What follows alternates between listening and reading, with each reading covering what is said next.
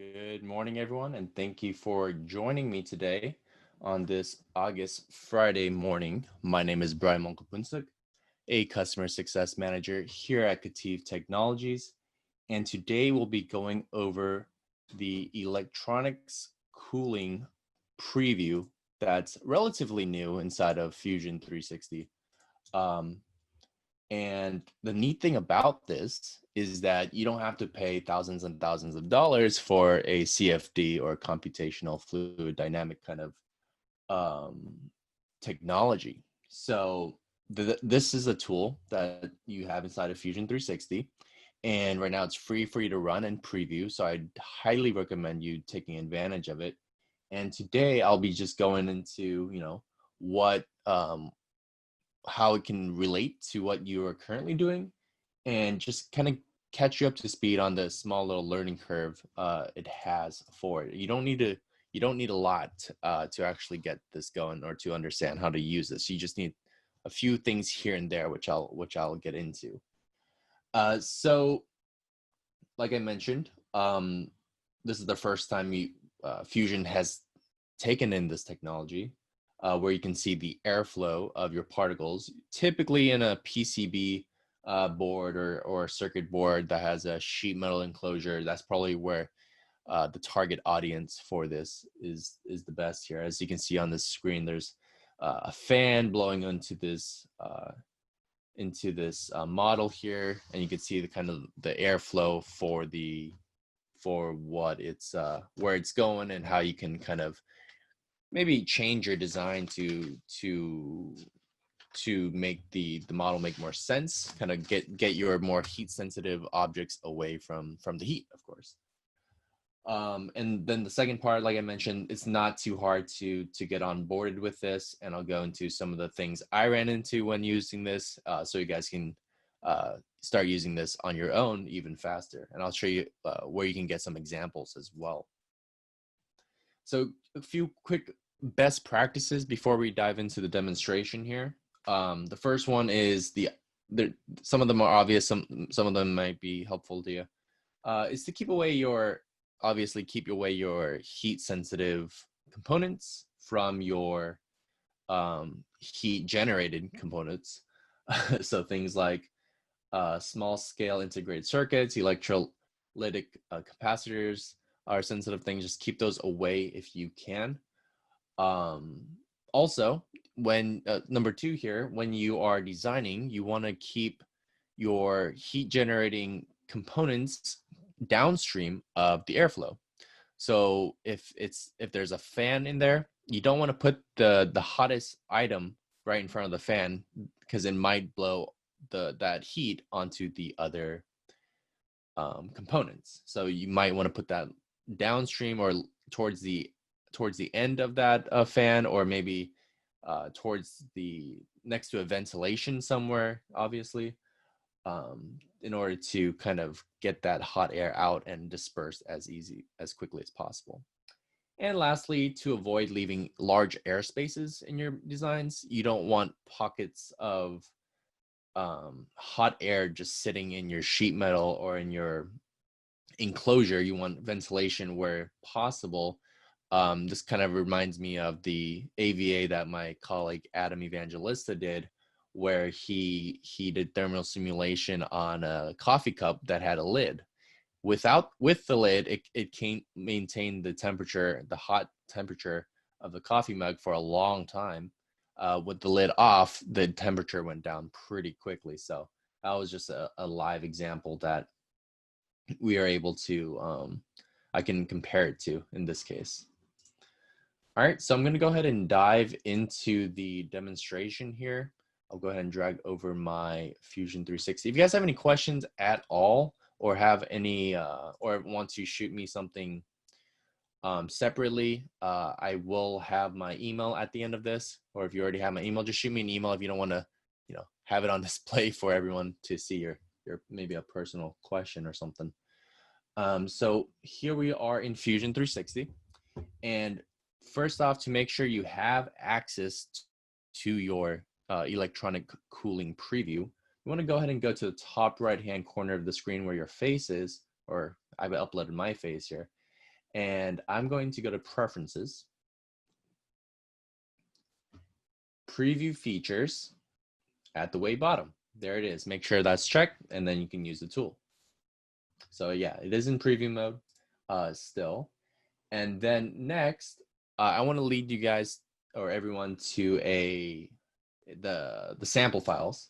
I think this is very useful to reference your own designs off of, because they have finished examples here. Not only do they have it for the simulation, all the types of simulation, but they also have it for CAM if you need it. They have it for electronics, which has really been growing inside of Fusion 360, generative designs, for example. So all that can be found already in your Fusion 360. We'll go to the electronics cooling examples with results here. And then, for example, you can, this one's probably the one that best summarizes the cooling, where I have it open here already, which is this example, if you might have seen it already before, where you can generate the results, and you can see that, you know, oh, these in red are critical. You know, you can see how Autodesk set up one, and you can kind of compare and contrast it to your own.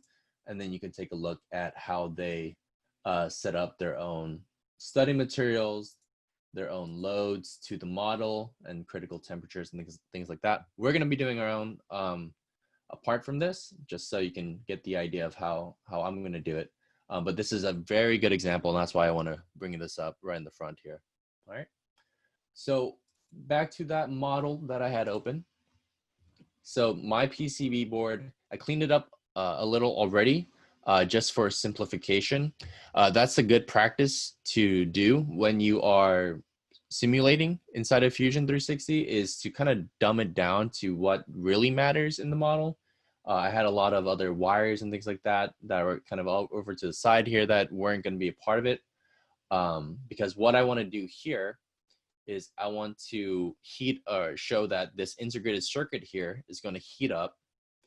And I want to see if these three components here that are heat sensitive can be where they are now. Do I need to change parts of my design in order for it to kind of pass the validation test, if you will, before I send it out to a customer? So what I will do first is I will go to the simulation workspace, going up to design and simulation. I will choose the electronics cooling preview.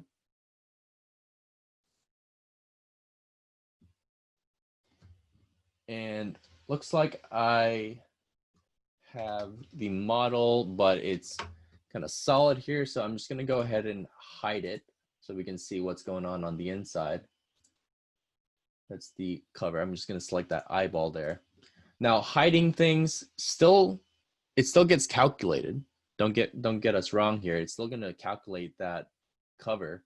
However, if you go to simplify, and whether you remove it or delete it or something along those lines, then it won't be part of the model. So like we always say, work from left to right, like reading a book. We'll go ahead and go to simplify. So we're going to simplify this model and make it easier for the system to calculate, so then we can get it back quicker as well. So I went to simplify. And in this case, I want to remove some of these holes that we see here inside this PCB board. So I'm going to go to the remove features, popped up on a different screen. I'm going to go ahead and let me hide the bottom part here first.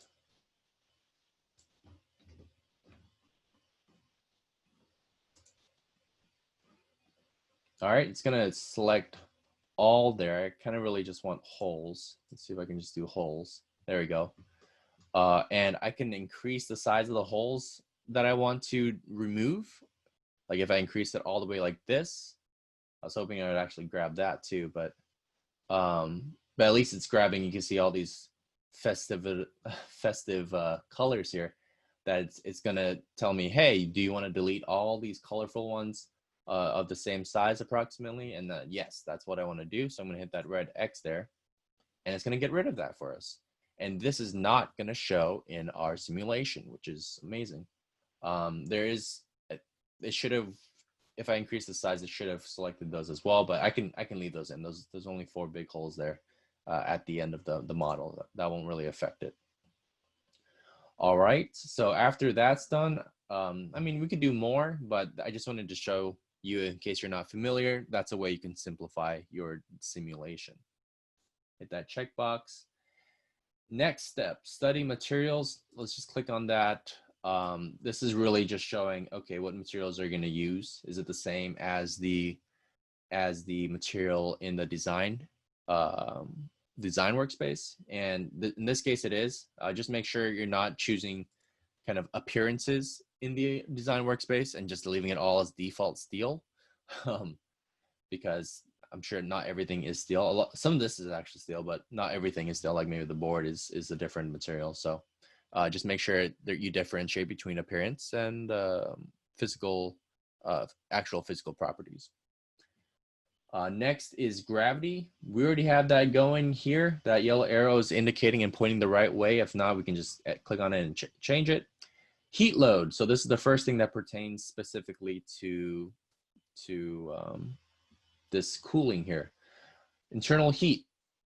We're going to select the integrated circuit as our heat generator, and we will be putting this at 5 watts. So this is the little homework you would have to do to see how many watts or how many joules per second. Watts and joules per second are the same, or British thermal units per second it would take, or this would generate in your model.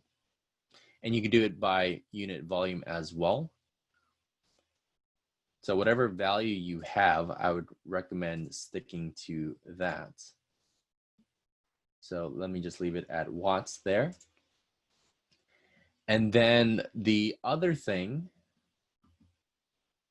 is going to be heat sinks. This in the second part of the example. I'm not going to get there yet, but this would normally be that kind of heat sink that is above my heat generator here to kind of disperse the heat even more effectively, but not yet. We're going to show the first iteration here.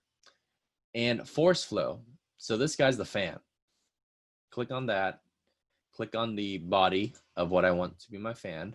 It's giving me this green cylinder pointing down. So that's not the way I want it to point. I want to point it towards my model, or towards my heat here, or where I'd expect it to point. And CMH.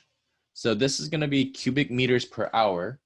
So this is the other part of the homework you would need to do about your fan. How much cubic meter per hour, meters per hour, is your fan generating? In this case, it'll be 1.7. There's also other units as well, which I'm not going to be getting into. You can do your own research on that, but I'm going to go ahead and put 1.7 CMH and hit OK. And just one more thing before I move forward here. This fan, first I created a smaller cube that when I clicked on this with this fan tool, or just selecting what my fan is, it didn't show me a preview of this green cylinder.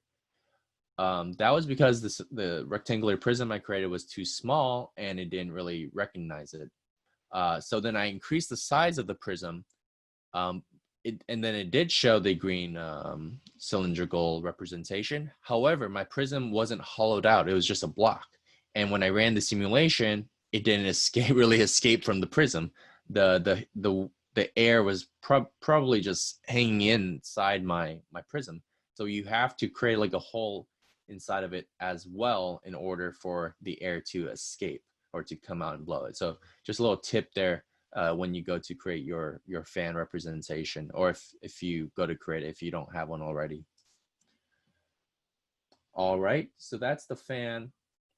Critical temperatures. So we wanted to see if these three were going to pass the, I'm going to put 100 degrees Celsius mark, 100 C, 100 C, and 100 C. Okay, so now when we run the simulation, it's going to detect, it's going to tell us if it's a good, if it's close to it, or if it's going to fail. So, and that's going to be editable here under critical temperatures. All right, we have the pre-check as green, which means we are ready to go to solve this. I just want to take a step back here real quick just to show you like what the enclosure looks like, because that's really important. So what's going on here is I'm hoping that the fan's going to blow out this vent here, and then we can see the results of the simulation. And it takes about 20 or 30 minutes to run. I'm not going to have you guys sit through that. So what I have instead is an example of one that's already running through almost the same exact features that we did. So first off, let me go to this risk scale. So this is what you get after 20 or 30 minutes. Oh, sorry. Let me show you hitting the solve button so I can talk about the cloud credits here. So once you have everything set, you hit solve. There's normally two options, on solve on the cloud or solve locally. And locally, it doesn't allow for this type of simulation. Luckily on the cloud, if you check that box here, it's 0 credits, at least for now, as of today. It's 0 credits. So if you want to try it out, definitely do it sooner rather than later. Maybe when it comes out of preview mode, maybe we can't use this anymore. I don't know. But I know for now it's free, 0 cloud credits, at least for me here.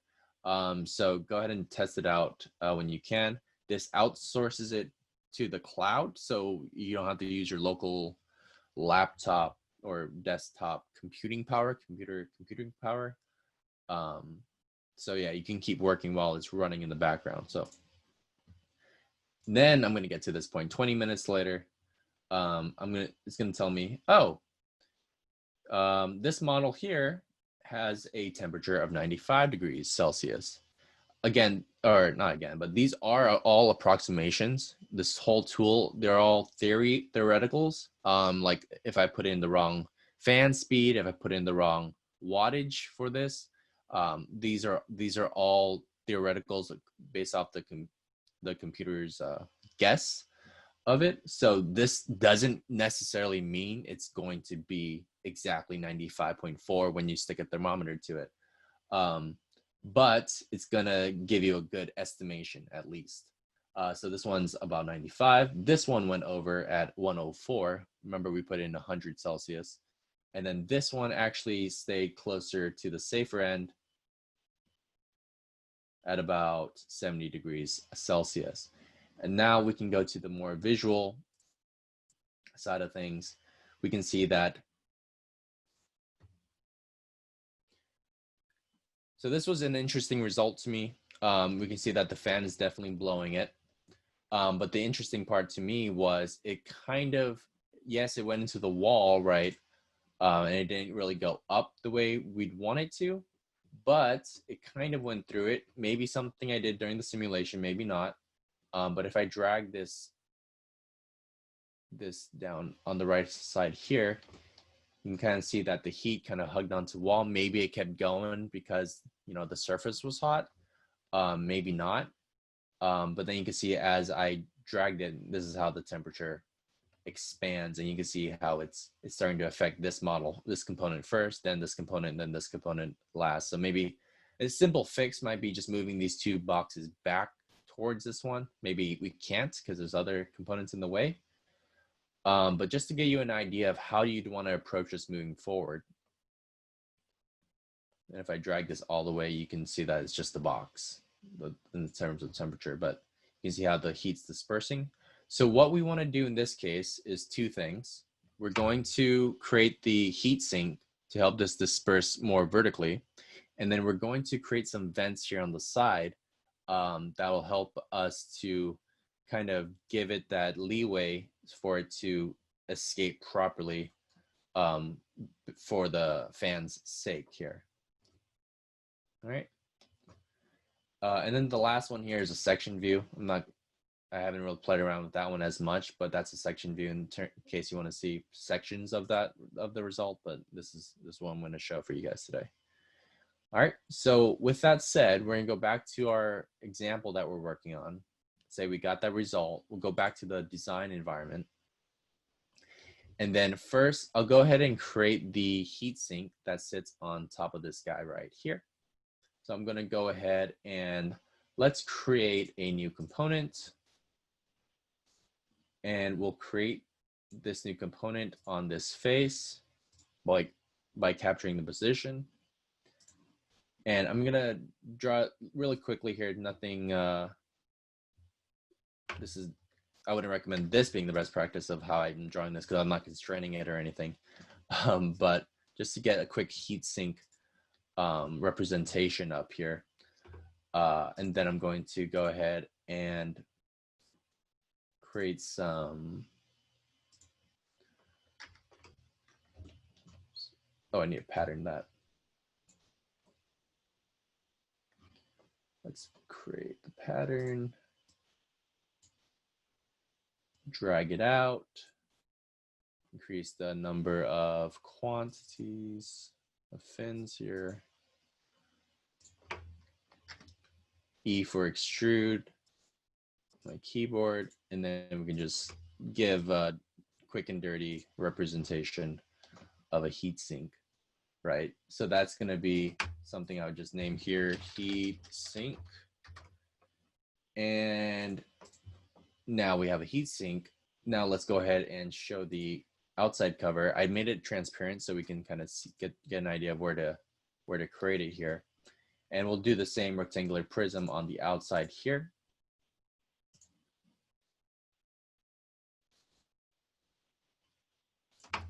So I'll create that there. Rectangular prism about there. Let's give it 6. Select my faces to extrude.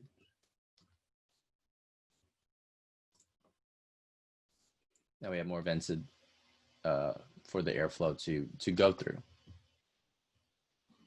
All right, so now with this, we can go back into the simulation workspace. And in addition to what we already have set up, we can add the heatsink tool, the heat transfer tool. Select this body as our heatsink. So now it will disperse the heat appropriately. And then essentially we can run it again. Let me just see if I'm missing anything here, but that's pretty much it. If I show this, this is what it'll be running. I'm just hiding it. I'm not deleting this or removing it by any means. I'm not simplifying it. So then you would run this again. And once you run it again, you get something like this. This heat sink's a little bit longer than the other one. But yeah, another 20 minutes later, go get coffee or something. You run it again and you can see the dispersion of the heat. This one, first let's test or see the risk scale. I only ran for this one because this is the closest one. I didn't move the location of them, which I could have. But now this is at a high one. So it passes it. I might have set this to a different Celsius actually, but the point I'm showing here is that, you know, this heat sink is actually grabbing more of the heat and being able to disperse it up vertically, as you can see here with all this air flowing going up and around. The surprising thing to me, and this might be, maybe you know, there was something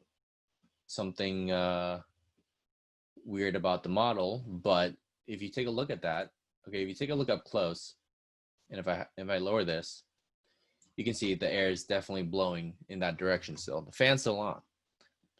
However, it's not blowing as intensely as it was the other model. The other model kind of shot through this wall here.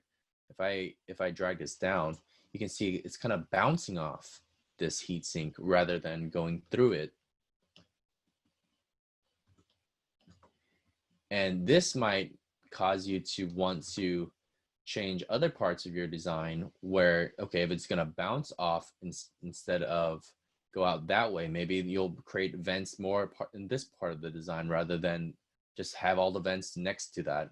You know, you want more vents in the middle or other parts of the design to have this kind of heat escape, because that's where it's going. It is going up, which is great. Like we have some of the air going out of this vent here, but we can see a lot of it's actually bouncing back to the fan itself. So that's something to take into consideration for maybe a third iteration of this design. But this does help to disperse the heat even better. So yeah, this is just an example that I made myself. Hopefully this was helpful for you guys.